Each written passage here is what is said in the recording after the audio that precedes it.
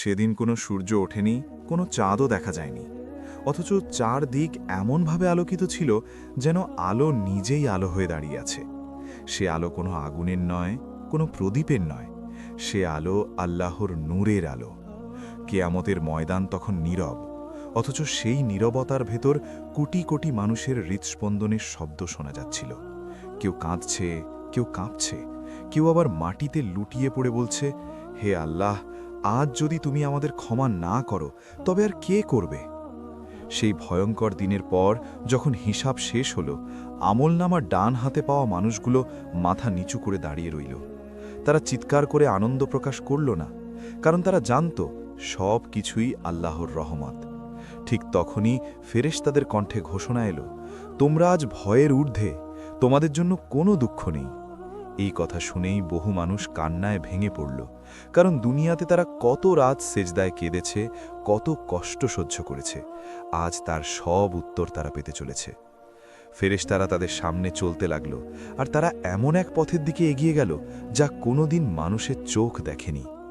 সেই পথের বাতাসে কোনো ধুলো নেই, কোনো গন্ধ নেই, তবুও এক অদ্ভুত প্রশান্তি।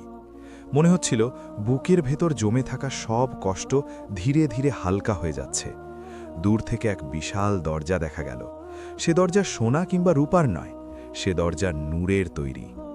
দরজার কাছে পৌঁছাতেই ফেরেশতারা বলল, সালাম তোমাদের উপর, তোমরা শান্তিতে প্রবেশ করো, এখানে তোমাদের জন্য চিরস্থায়ী সুখ।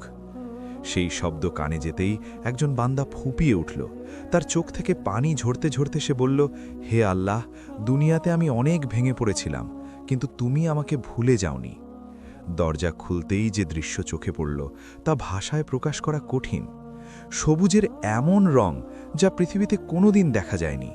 সেই সবুজ চোখে পড়তেই মনে হচ্ছিল আত্মা যেন আরাম পাচ্ছে। দূরে দূরে নদী বইছে, কিন্তু কোনো শব্দ নেই, ঢেউ নেই, তবুও নদীর বুক জুড়ে শান্তি।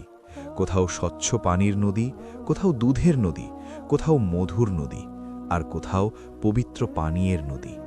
সেই পানি পান করলেই ক্লান্তি দূর হয়ে যায়, হৃদয় ভরে যায় প্রশান্তিতে। বাতাস বইছে ধীরে, তাতে কোনো গরম নেই, কোনো ঠান্ডা নেই, শুধু শান্তি আর প্রশান্তি। আকাশের দিকে তাকালে দেখা যায় মুক্তোর মতো পাখি উড়ছে, তাদের ডানার শব্দেও যেন প্রশান্তির সুর। একজন বান্দা হাঁটতে হাঁটতে থেমে গেল। তার সামনে বিশাল এক প্রাসাদ। সে ভাবল হয়তো এটা কারো অন্যরকম বড় নিয়ামত, কিন্তু ফেরেশতা হাসি মুখে বলল, এটাই তোমার ঘর। সে অবাক হয়ে বলল, আমার? আমি তো দুনিয়াতে ছোট একটা ঘরেও অনেক কষ্টে ছিলাম। তখন উত্তর এলো, দুনিয়াতে তুমি ধৈর্য ধরেছিলে, আজ তার প্রতিদান। সেই প্রাসাদের দেওয়াল ঝকঝক করছে, ইঁটগুলো সোনা আর রূপার তৈরি, মেঝে এমন নরম যে পা রাখতেই আরাম। ভেতরে ঢুকলে বিছানা যার চাদর রেশমের, গদি মখমলের, অথচ কোনো অহংকার নেই, শুধু শান্তি। খাবারের কথা মনে হতেই সামনে হাজির হয়ে গেল সুস্বাদু খাবার। কোনো রান্নার কষ্ট নেই, কোনো অপেক্ষা নেই। যে ফলের কথা মনে আসে সেই ফল গাছ নিজে থেকেই ঝুঁকে দেয়। এক কামড় নিলে স্বাদ বদলে যায়, আরেক কামড়ে আবার নতুন স্বাদ। খাওয়ার পর কোনো ভারী ভাব নেই, কোনো অস্বস্তি নেই, সব কিছুই পবিত্র। কেউ কারো দিকে লোভের চোখে তাকায় না, কারণ এখানে সবার জন্য অফুরন্ত নেয়ামত। সেখানে মুখোমুখি দেখা হয় সেই মানুষগুলোর সঙ্গে যাদের জন্য দুনিয়াতে চোখের পানি ফেলেছিল। মা তার সন্তানকে জড়িয়ে ধরে কাঁদছে, বাবা তার ছেলেকে বুকে টেনে বলছে, দুনিয়াতে তোমার জন্য কত দোয়া করেছি। স্ত্রী তার স্বামীর দিকে তাকিয়ে বলছে, আমরা একসাথে অনেক কষ্ট করেছি, আজ আল্লাহ আমাদের একসাথে রেখেছেন। এখানে কোনো বিচ্ছেদ নেই, কোনো হিংসা নেই, কোনো রাগ নেই, সবার হৃদয় পরিষ্কার, যেন নতুন করে তৈরি করা হয়েছে। সেই সৌন্দর্যের মাঝেও আরও এক সৌন্দর্য আসে। জান্নাতি হুররা এগিয়ে আসে শান্ত কণ্ঠে, মুচকি হাসি নিয়ে।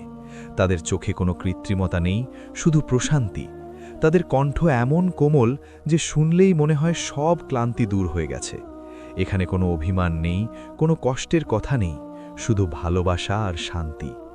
দিনের পর দিন, বছরের পর বছর, সময়ের কোনো হিসাব নেই। কেউ বুড়ো হয় না, কেউ অসুস্থ হয় না, কেউ মারা যায় না।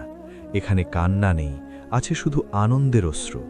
কেউ আর বলে না আমি ক্লান্ত, কারণ ক্লান্তি শব্দটাই এখানে নেই। প্রত্যেক দিন আগের দিনের চেয়েও সুন্দর। একদিন হঠাৎ ঘোষণা আসে, হে জান্নাতবাসীরা, আজ তোমাদের জন্য এমন এক নেয়ামত রয়েছে যার পর আর কিছুই বড় মনে হবে না। সবাই এক ময়দানে জড়ো হয়। হঠাৎ পর্দা সরে যায়, নূরের আলো চারদিক ভরে যায়।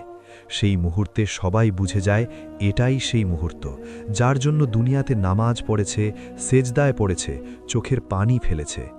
আল্লাহ তার বান্দাদের দিকে তাকান, আর সেই তাকানোতেই এমন সুখ যা কোনো ভাষায় ধরা যায় না। সবাই সেজদায় পড়ে যায়, কেউ কথা বলতে পারে না, শুধু কান্না আর শুকরিয়া। সেদিন জান্নাতের সব নদী, সব প্রাসাদ, সব সুখও তুচ্ছ মনে হয়, কারণ আল্লাহকে দেখা সব নেয়ামতের চেয়ে বড়।